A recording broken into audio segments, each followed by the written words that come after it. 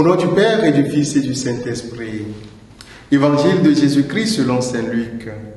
En ce temps-là, comme les foules s'amassaient, Jésus se mit à dire: cette génération est une génération mauvaise. Elle cherche un signe, mais en fait de signe, il ne lui sera donné que le signe de Jonas. Car Jonas a été un signe pour les habitants de Ninive. Il en sera de même avec le Fils de l'homme pour cette génération.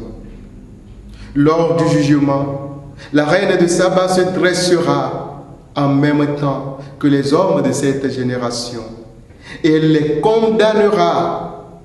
En effet, elle est venue des extrémités de la terre pour écouter la sagesse de Salomon. Et il y a ici bien plus que Salomon. Lors du jugement, les habitants de Ninive se lèveront en même temps que cette génération, et ils la condamneront. En effet, ils se sont convertis en réponse à la proclamation faite par Jonas, et il y a ici bien plus que Jonas. Bien-aimés dans le Seigneur, le récit de miracle était un langage connu et reconnu au 1er siècle. Le miracle, sans doute, est une manière de dire Dieu, une manière pour Dieu de se communiquer aux hommes. Mais de quelle manière Dieu se communique-t-il à l'homme? Quel signe ou quel langage Dieu parle-t-il pour être connu et reconnu dans notre vie? Telle est la préoccupation des hommes de tous les temps. On veut voir Dieu nous parler face à face ou nous faire un signe éclatant. On veut le voir se révéler à nous. Toujours est-il que Dieu se dit à nous. Il se révèle à nous, mais malheureusement, nous n'arrivons pas à le reconnaître. Jésus, dans cet évangile, annonce et montre qu'en sa personne, le royaume de Dieu était présent au milieu de nous. À nous, et il ne nous demande qu'à y croire. Mais pourquoi doutons-nous de la présence de Dieu dans notre vie? Pourquoi cherchons-nous des miracles ailleurs, là où Jésus ne nous attend pas? Pourquoi courons-nous d'église en église? Pourquoi allons vers de multiples pasteurs pour chercher des miracles aujourd'hui, alors que le Seigneur est dans ta vie? Il est dans ta maison, il est dans ton cœur, et il opère beaucoup de miracles dans ta vie.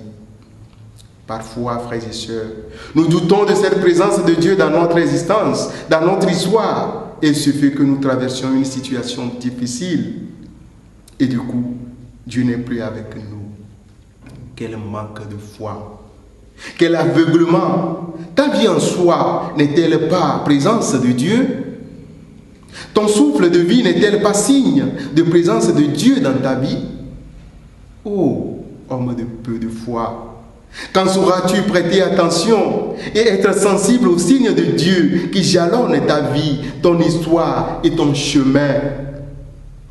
Quand sauras-tu reconnaître dans ta vie la présence divine, quelle que soit l'apparence qu'elle revêt, même quand elle semble absence et silence absolu dans ta vie, dans la situation que tu traverses?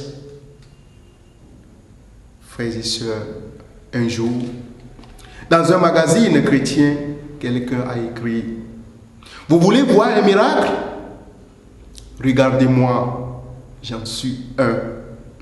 Oh, quelle reconnaissance! Si chaque chrétien pouvait en dire autant, se regarder et croire que c'est le miracle de Dieu dans sa vie, notre monde aurait déjà un visage plus divin et plus humain. Notre terre sera déjà élevée au firmament. Frères et sœurs en Christ, ne cherchons pas Dieu là où il n'est pas. Ne cherchons pas de miracle en dehors de notre vie. Notre vie est un miracle par excellence.